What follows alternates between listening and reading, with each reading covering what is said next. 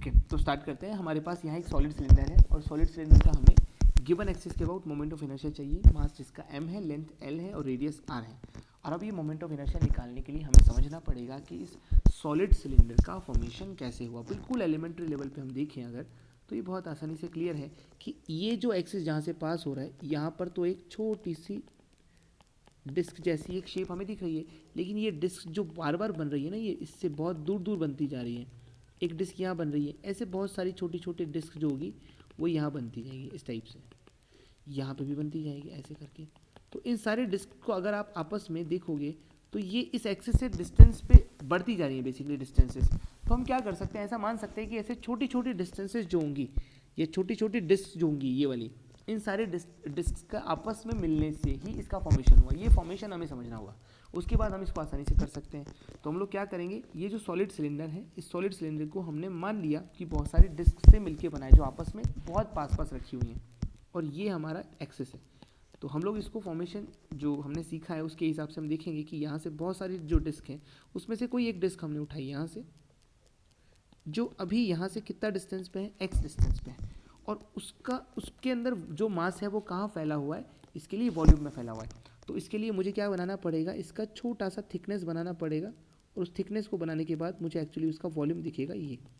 ये जो वॉल्यूम होगा इसी में मास फैला हुआ है पूरा, ये वॉल्यूम है, छोटा सा वॉल्यूम।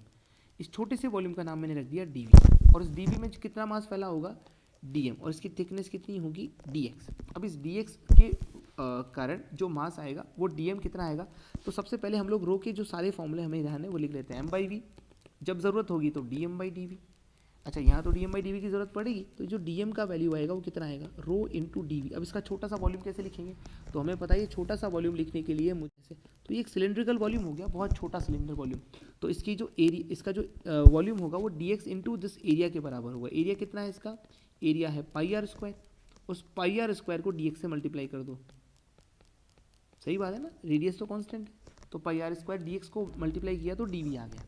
और आपका जो मास है dm वो कितना हो जाएगा, रो इंटू dv कितना है πr² dx, ये हो जाएगा dm वॉल्यूम मास।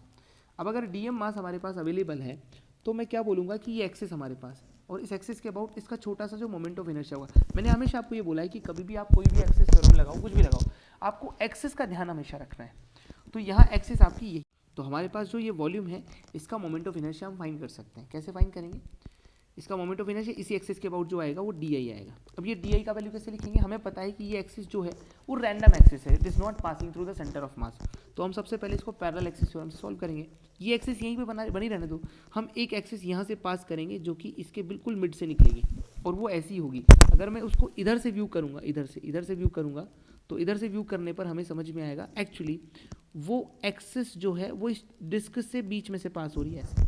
इधर से देखने पर अगर मैं लेफ्ट से देखूँगा उसको, तो और वो एक्सिस जो मैंने पैरेलल बनाई है, जो सेंटर ऑफ मास से पास हो रही है, उसके सेंटर ऑफ मास से जो छोटी सी डिस्क है, तो इसका मतलब मुझे यहाँ लगाना पड़ेगा वही वाला फॉर्मूला जो हमने यूज़ किया है पैरेलल एक्सिस थ्योरम के लिए, कि मेन एक्सिस तो आपकी ये वाली है, मेन एक्सिस तो ये है, और ये एक्सिस जो सेंटर ऑफ मास वाली बनाई है ताकि आप उस छोटी सी डिस्क का moment of inertia parallel axis theorem की मदद से निकाल पाओ। तो ये हो गया आपका पैरेलल एक्सिस थ्योरम। तो पैरेलल एक्सिस थ्योरम क्या बोलती है, ये बोलती है I any axis, I about any axis is I C plus mx²। इसको यूज़ करते हुए मैं आई ये निकाल सकता हूँ, मैं एक्सिस के नाम दे देता हूँ, चाहे तो ये ए डैश हो जाएगा और ये हो जाएगा आपका सी डैश इस पर्टिकुलर डिस्क के लिए। तो कितना लिखेंगे इसका, I A dash equals to I C dash plus distance का स्क्वायर, ये डिस्टेंस आपने कितनी यूज़ की थी x, और मास उसका है dm into x²। And I C dash कितना होगा, आई सी डैश का मतलब है उसी डिस्क का उसी डायमीटर के अबाउट मोमेंट ऑफ इनर्शिया, वो हमें पता है कितना होता है। मास उसका dm है, रेडियस उसकी r है, तो कितना लिखेंगे, मास r²/4, क्योंकि डिस्क का मोमेंट ऑफ इनर्शिया कितना होता है इस एक्सिस के अबाउट mr²/4, जो कि हमें पता है, और ये dm इंटू x²। अब हमें dm को कन्वर्ट करना पड़ेगा इन टर्म्स ऑफ जो भी हमें पता है, रो वगैरह वॉल्यूम वगैरह। तो हमें वॉल्यूम तो मिल ही गया है, वॉल्यूम कितना है इसका, ये वॉल्यूम है, तो इससे ये जो dm आ चुका है इस dm का यूज़ करेंगे। dm का वैल्यू हमें अगर मिल जाएगा रो πr² dx, तो लिख देंगे रो πr² dx into r²/4 plus रो πr² dx into x square. ये हो गया हमारा moment of inertia D I. अब ये जो मोमेंट ऑफ इनर्शिया आया है, इसी मोमेंट ऑफ इनर्शिया को अगर मैं थोड़ा सा ध्यान से देखूं तो इसी मोमेंट ऑफ इनर्शिया को हम लोग यूज़ कर सकते हैं और इसको इंटीग्रेट कर सकते हैं। बट इंटीग्रेशन में हमें देखना पड़ेगा कि इधर तो नेट मोमेंट ऑफ इनर्शिया आ जाएगा, लेकिन हमें लिमिट क्या लगानी पड़ेगी। ये हमारा जो क्वेश्चन है इसमें लिमिट का बहुत इंपॉर्टेंस है। देखो ये एक्सिस हमारी बनी हुई है, इस एक्सिस में हमने यहाँ से स्टार्ट करना शुरू, यहाँ से स्टार्ट किया है तो इधर जा रहे हैं तो एक्स हमारा इंक्रीज हो रहा है, तो ये एक्स यहाँ से लेके L/2 तक जाएगा क्योंकि ये लेंथ L/2 है। लेकिन ये एक्स स्टार्ट यहाँ से नहीं होगा, हमें कवर करना पड़ेगा पूरा, तो पीछे से यहाँ तक आ रहे हैं तो इसके लिए ये कोऑर्डिनेट -L/2 हो जाएगा और ये कोऑर्डिनेट L/2 हो जाएगा। तो एक्स की लिमिट कहाँ से होनी चाहिए स्टार्ट, -L/2 से L/2 होनी चाहिए। बस अब आपका क्वेश्चन सॉल्व हो जाएगा। इन दोनों को अलग अलग करके हम सॉल्व कर सकते हैं। रो पाई r⁴/4 और dx का इंटीग्रेशन -L/2 से L/2 करेंगे, प्लस रो पाई r² और x² dx का इंटीग्रेशन x³ फ्रॉम -L/2 से L/2। That's it. अब हमारा क्वेश्चन जो है वो यहाँ से इंटीग्रेट होने के बाद, बोलो यहाँ से इंटीग्रेशन करने पर x आएगा और ये -L/2 से L/2 हो जाएगा।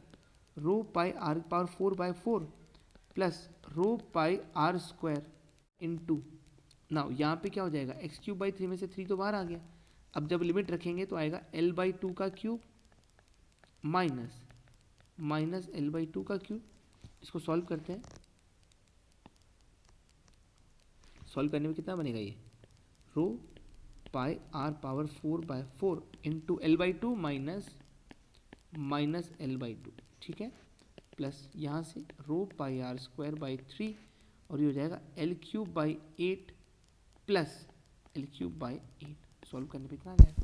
चलो अब ये हो गया हमारा total moment of inertia. Convert करते हैं इसको ढंग से, ये बन जाएगा हमारा रो पाई r² कॉमन ले लेते हैं एक बार, तो अंदर ही अंदर क्या बनेगा r² और L भी कॉमन आ जाएगा r²/4, ठीक है, और यहाँ से क्या कॉमन आएगा, वही सेम, बस L² उधर और एक्स्ट्रा आएगा, प्लस में यहाँ क्या बन गया, यहाँ बन गया हमारा, नॉर्मली m में कन्वर्ट कर देंगे। ये वॉल्यूम जो है हमारा वो कितना है, rho into pi r² L, इसमें m मास फैला हुआ है, इसको वापस से उसमें